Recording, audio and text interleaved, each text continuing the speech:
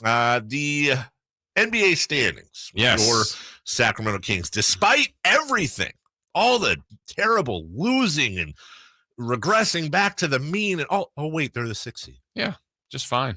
It is November 28th, and the Sacramento Kings are the 6th seed in the NBA. And by the way, just 2.5 out of the 1 seed. Yep. Oh, by the way, just a half game out of hosting a playoff game should the season end today.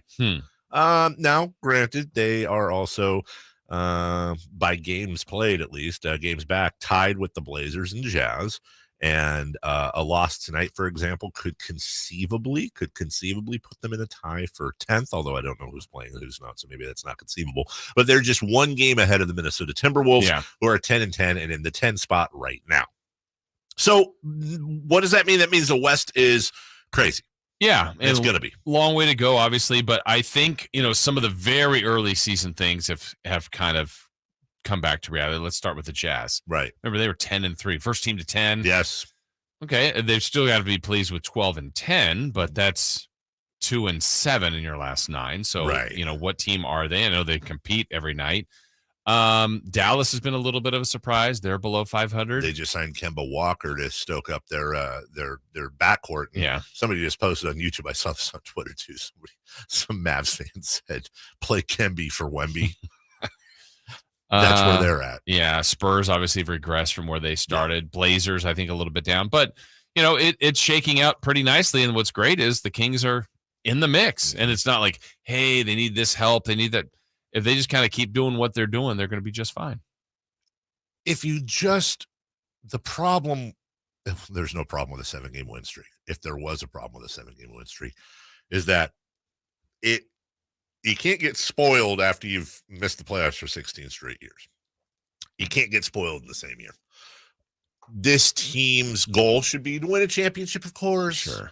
But really, don't we all believe if this team is just 500-ish and gets into the postseason, all right, maybe not the playoffs, but the postseason, real actual games that mean something in April, the season was a success, which means you're going to lose to a bad team here and there. You're going to beat a good team here and there. You're going to have some 3-game losing streaks. You're going to have some 5-game winning streaks, and you got to play the schedule that's in front of you. And Jason, the schedule is not easy right now. You've got the Suns coming in. You've got a very emotional game on Wednesday. Tyrese Halliburton and Buddy Hield return, but Tyrese Halliburton, I think, is the big story there. Then you go to LA, you take on the Clippers, then you come home and you play Chicago, then you go at Milwaukee, at Cleveland. And I talked about this at the postgame. The Kings have lost 2 in a row. I know they'll sneak at least one out of there, but their next 6 games are not easy. Their next 6 games are all against teams that are either going to be in the play. Phoenix is going to be in the playoffs. Yes. The Clippers are almost certainly going to be in the playoffs. The Bulls are almost certainly going to be in the playoffs. I think so. I almost certainly. They've been disappointing, but yeah, I think so. Milwaukee will. Cleveland will. So that's a 6-game road trip right after the Bulls game. Yes, they go season long at Milwaukee, at Cleveland, at New York, which they should beat New York. I think. I mean, when I say should, that's a game they can win, but they do not historically play well in Madison Square Garden. It's kind of like Atlanta light. Then they go to Philadelphia, which has injury issues now, but probably will not by then. Who knows? Then they go to Toronto and then Detroit. Yeah. Between now and that Detroit game, December 16th, if the Kings going into their home game against Charlotte, they come home, they play Charlotte, the Lakers, and the Wizards to start a 5-game homestand. If the Kings are sitting on December, here's my prediction. You ready? Yeah. If the Kings are 500, when they walk out of Detroit on December 16th, they're making the postseason. Yeah.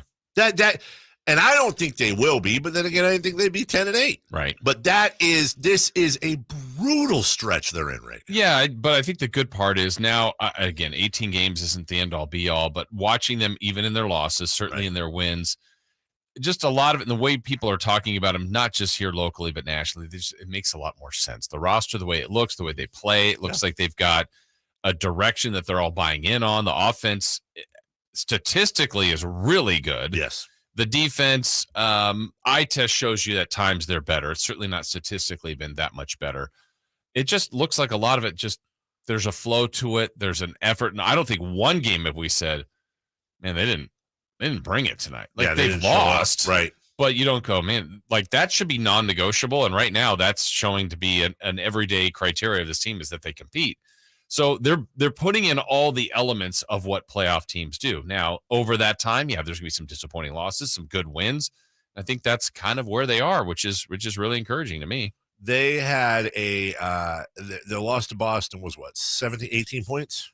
Yeah, by the end, probably. Yeah. 104. Okay. That's their biggest blowout of the year. Mm-hmm. They lost by 15 to Memphis at home. That was the last of that 0-4 streak. Yeah. And again, the Boston game, I think they were up 6 with about 4 minutes left in the third. That's what I'm saying. So even in that, yeah, they had a lead.